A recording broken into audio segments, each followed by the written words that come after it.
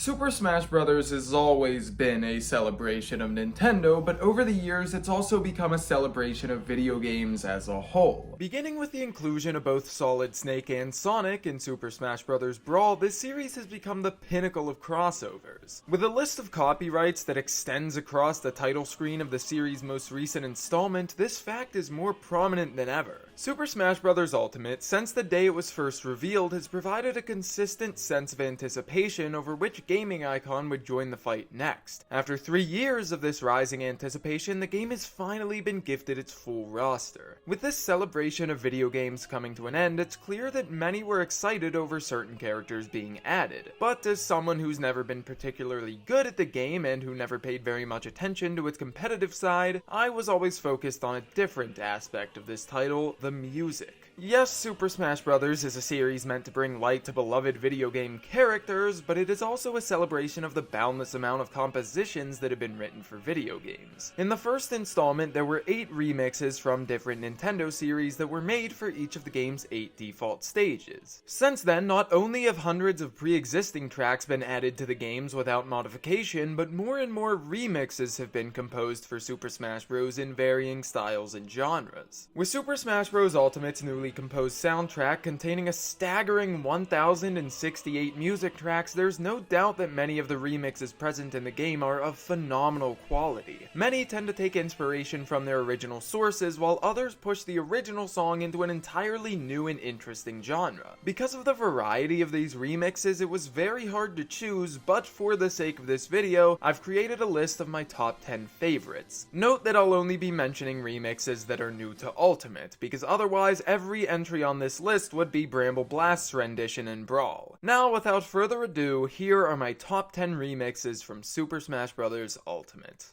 The first entry on this list is a perfect example of how this game's remixes can keep the feel of a track's original composition while still enhancing it in numerous ways. At number 10 is Midnas Lament from The Legend of Zelda Twilight Princess. This track, which is a fan favorite from its game, is somber in order to match the quiet sobriety of nightfall at Hyrule Field, yet desperate as Link's mission to save Midna is when this piece plays. The repetitive arpeggios played on the piano and tense yet fragile lines performed on the violin may suit Midna's desperate hour well, but upon initially listening to the original composition, some may think that it would translate poorly into Super Smash Bros. Quick-paced action. That's certainly what I believed at least, but I was proven wrong. Ultimate's rendition of this track has acquired a faster tempo, as is the case with most remixes in the series, and while the song maintains its desperate tone, thanks to the newly added array of brass instruments, vocals, and advancing percussion, which erupts the moment the remix begins, that desperation brings with it a sense of urgency and strength as well. The constant percussion provides forward momentum, which wasn't present in the track's original instrumentation, and the newly added outburst of brass is what gives this remix its powerful drive. But the ensemble of strings still remains to keep the piece's original somber intentions grounded. I should also mention that the ever-beloved and recognizable Fairy Fountain theme is snuck into the remix right before it loops back to its onset, which is a much appreciated touch. I was initially surprised to find that Midnas Lament tends to be one of the lesser enjoyed remixes introduced in this game, but to each their own. The next remix is one that's original composition stands strongly as one of my favorite pieces of music present in a video game, and my admiration for it is backed not only by its composition, but also its history. At number 9 is Id Purpose from Fire Emblem Awakening.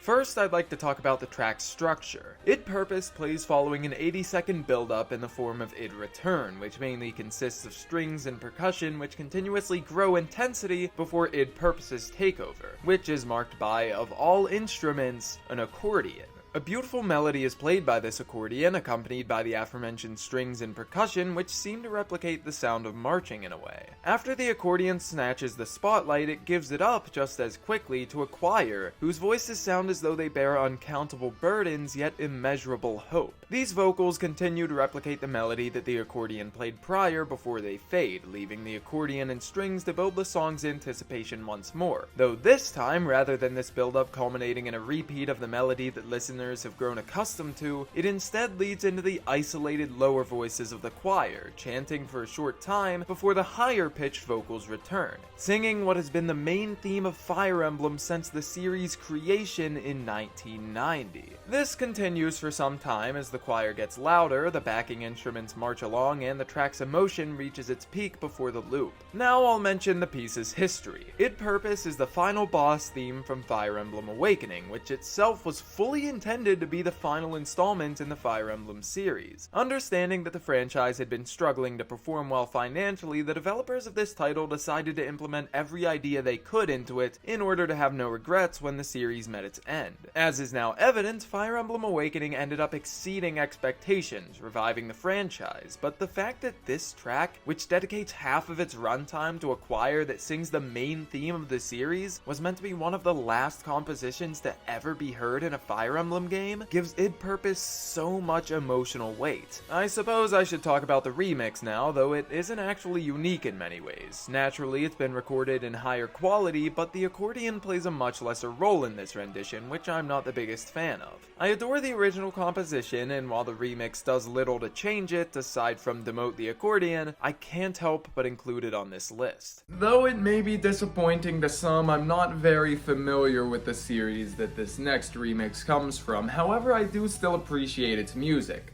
Number 8, coming from one of the most well-known video game series in existence, is Holland Alarna from Minecraft Dungeons. As its oddly formatted name suggests, this track is actually a remix of two musical pieces, with certain elements and lines being taken from each. While I've not heard either of these tracks from their source, I did listen to them on YouTube before making this video in order to have a point of comparison while mentioning their remix. The two songs' original compositions are both set at a very slow tempo and both have similar instrumentation. Alarna's piano is accompanied by some faint sustained notes which almost sound like little more than white noise, while Holland's is joined by a soft-sounding harp. Neither of these songs are very captivating, but both are equally soothing. Needless to say, neither of these pieces, at least in their original states, are fit for Ultimate, yet they were combined, remixed, and added to the game's soundtrack regardless. This amalgam, known as Holland/Alarna, assumes an identity entirely separate from those of its two original components. An increased tempo, electric guitar, metallic drum set, and occasional choir all contribute to this remix's much brighter sound. Speaking of, even the piano sounds far brighter, contrasting its muffled, softer tone that can be heard in the original tracks. Aside from all of these differences in instrumentation, both Holland and Alarna haven't been tampered with much. There's no newly added segment, save for the series of fast, repeated arpeggios that occur before the song's loop, and no pre-existing segment that was adjusted very heavily. Holland/Alarna, awkward though it may be to say, took two mundane yet tranquil tracks and merged them into one of the most busy and enjoyable pieces of music in Ultimate. Yes, I was and still am slightly upset over the accordion's lessened inclusion in Id Purpose's remix, but I promise that in no way did that influence my decision for this next track, which just so happened to have been composed solely for a particular box-shaped bellow-driven instrument. At number 7 is Cass's theme from The Legend of Zelda: Breath of the Wild. This remix is another that doesn't actually change very much. Its original rendition, as I mentioned, consisted of a single accordion and nothing else. Cass, the traveling bird bard, could be found performing this piece in various locations throughout the devastated kingdom of Hyrule, and finding him doing so was always a relaxing sensation. But even though the composition hasn't been changed much for Ultimate, that relaxation was still abolished. The new remix of this theme was given a slow and suspenseful intro of strings, but following said intro, the track remains fairly recognizable, save for an increased tempo and an added ensemble of strings which occasionally replaces the accordion's part. There is of course some swift backing percussion as well to make the piece fit better in the context of a fighting game, but that's all that this remix has to offer. It's not very unique, but it's catchy. I mainly enjoy this next remix thanks to its shock factor over everything else. Hearing it in a game other than the marvel of a title it was originally composed for was jarring, yet exhilarating to me. At number 6, again from The Legend of Zelda: Breath of the Wild, is the game's main theme. I assure you that I'll be done talking about remixes from this series soon, but I had to include this one as well. The initial composition played during a trailer for the game that was shown off at E3 2016, and being the main theme, of course played once or twice in the final release. The track holds a lot of nostalgia for me, as I'm sure it does for many others, and seeing it be included in Super Smash Bros. Is something that I never imagined would happen until it did. The remix reprises the roles of most instruments that were used in the original composition, although the brass section seems somewhat more fierce and sharp in this updated rendition, as do the strings. Of course, the tempo is sped up and the percussion is made to fit Ultimate's genre, as has been the case for nearly all of these remixes so far. The transcendent piano notes that played at the original's onset have been promptly removed, as they would feel out of place with the rest of this remix, but a choir is added in for the majority of the piece to make up for it. I again have little to say regarding the composition of this remix. It took the original track and, despite removing its more tame sections, improved upon it. As I stated before, however, the shock factor of hearing this theme in a game other than Breath of the Wild is what makes me love it so much, especially when it plays while the grand view of Hyrule is visible from atop the Great Plateau Tower. While maintaining a similar tone to its classic rendition, this next track displays what can happen when a piece originally composed 3 decades ago is remade. Number 5 is staff credits from Kirbys Dreamland. This composition is primarily a remix of Riding on the Spring Breeze from the aforementioned title, though it also contains segments from Kirby Superstar's staff roll. Both of these pieces were first created for the hardware of the SNES, and so it's only natural that they were quite limited in their composition. Both of them are upbeat, exhilarating songs, and though the latter is somewhat slower and more calming, that feeling has certainly been realized to its full potential with the Nintendo Switch's much improved hardware. Making use of the modern bright sound fonts and instrumental elements that have become staples of the Kirby series, this remix is one of the peppiest in this game's entire soundtrack. Riding on the Spring Breeze plays for the majority of the mix before the staff roll from Kirbys Dreamland begins, being used as a slow bridge back into the melody. Throughout this ecstatic track, numerous sound effects from the Kirby series, such as the 1-up and Warp Star sounds, are sampled in creative ways, which is a factor that's largely unique to this one remix. These two 16-bit songs, having been merged together and significantly upgraded in quality, now feel like a huge fan service to lovers of Kirby games young and old. The next remix is one that initially sounded as though it would be very similar to its original composition. However, it quickly strayed off course, earning it its unique identity. Number 4 from one of Nintendo's newer IPs is the ARMS Grand Prix official theme song. The theme's first rendition is a very catchy, sharp, and motivating track, consisting of wooden percussion, an electric guitar, some brass instruments, and most notably, various different vocals with some much appreciated vibrato. As I mentioned, the remix of this piece doesn't sound very different at first. In fact, aside from the synchronized clapping and cheering heard in the mix's opening seconds, there's hardly any discernible difference. As with most of these remixes, the brass feels a bit sharper and the electric guitar plays a somewhat more central role, but it's not until a minute in that this rendition begins to shift from its source. At this point, the song breaks down into a slow, almost marching pace, with low vocals reprising the song's melody. As the song regains its pace, the guitar and brass ensemble from earlier begin to take over, culminating in an electric guitar solo that's entirely new, being absent from the original composition entirely. At the solo's end, the song then loops to its start. While only half of this remix contains elements that are unique from that of the original track, those elements are more than enough to make me love this updated piece. Not to mention, the melody is just catchy as all hell, remixed or not. When the name of this next track is brought up, certain people may think of it and imagine very different pieces.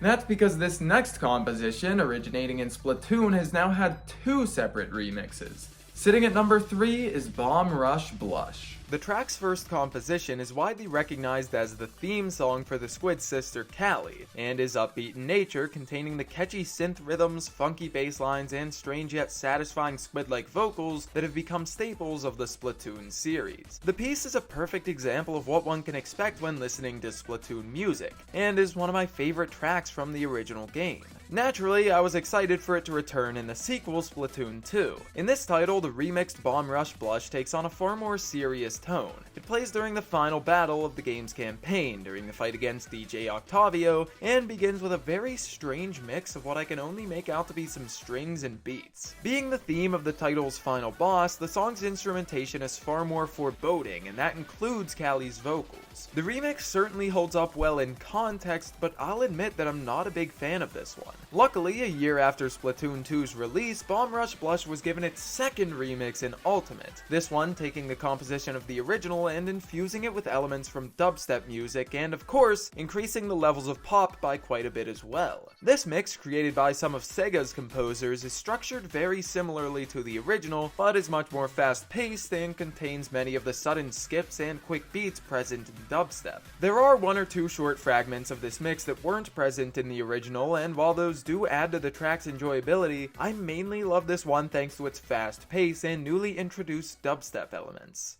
Is it a bold move placing this next remix as runner-up? Perhaps. Will some people disagree with me? Most certainly. Do I regret my decision? Absolutely not. My second favorite remix in Super Smash Bros. Ultimate is Gangplank Galleon from Donkey Kong Country. This track has received numerous remixes in the past, but never to the extent of its most recent inclusion. The original composition, which was first heard in 1994, was composed by David Wise, and as was the case with Riding on the Spring Breeze, was composed with and for fairly limiting technology. Despite being a final boss theme, aside from the piece's rhythmic, lumbering percussion, Gangplank Galleon is unrepresentative of a typical boss battle, containing a melody that's rather upbeat and led by a synth that coincidentally sounds quite similar to an accordion. The original piece also contains the subtle but no doubt present somber feeling that many old Donkey Kong Country tracks do. Following its 2018 remix, however, this track was changed drastically, and its revamped nature was evident since the moment those now iconic trumpets first blared during King K. Rool's reveal trailer. In Donkey Kong Country, Gangplank Galleon's upbeat yet tame nature portrayed the beauty and excitement of its game. But in Super Smash Bros. Ultimate, this track instead represents the rambunctious personality of King K. Rool himself, containing layers of harsh, squealing trumpets, numerous other brass instruments, and some vocals which can be heard in the background if one listens closely enough. The song's structure remains as it always has been, but following its high-pitched melody, the track gains a new segment, consisting not only of an equally beautiful and impressive trumpet solo, but also, of all things, a nod to the DK rap from Donkey Kong 64, presumably sung by the cruel crocodile himself. The melody then repeats, and following a brief key change, the track loops on the most glorious high concert F I've ever heard. My favorite remix in Super Smash Bros. Ultimate is one that I believe many may not have heard very much, if at all. In fact, I didn't even know about the track until 3 years after the game's release. At number 1 is We're the Robots, or Dr. Wily's Stage 2 from Mega Man 9. This track, despite first appearing in a 2008 release, was actually composed to replicate the 8-bit sound fonts of the NES and other first-generational consoles. However, the piece is very fast-paced, much more so than the NES's hardware probably could have handled. This high-tempo, chiptune-based theme, which I had never heard prior to learning of its remix, is an extremely catchy piece, which, as its name implies, is played during Dr. Wily Stage 2. In Super Smash Bros. Ultimate, however, its jazzy remix plays in the Wily Castle stage.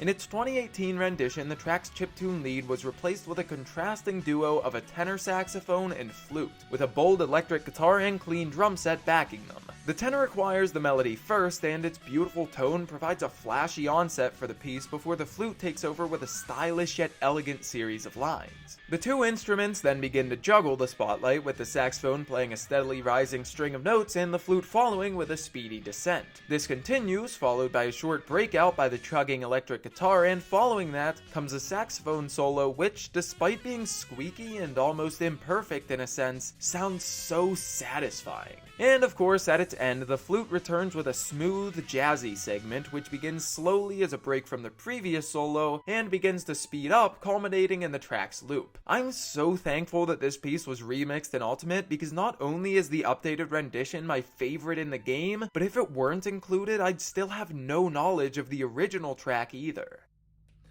Super Smash Bros., as I said, is a celebration of not just Nintendo, but now video games as a whole, provided the licensing can be obtained, of course. And that applies to every aspect of the media, from the art, writing, and gameplay to, as I've been discussing, the music. With over 1,000 songs to listen to with a cumulative runtime of dozens of hours, the game's team did not need to go to such lengths in order to provide the countless high-quality remixes that they did. These remixes took both some of the most well-known pieces in video games and some that have remained obscure since their creation and have injected into them new genres, new styles, and new life. While some are more unique or complex than others, each and every one of the many recomposed tracks in this title has something new to offer, and I appreciate Sakurai and the many composers involved for displaying the beauty of video game music in new and creative ways. Thank you all so much for watching.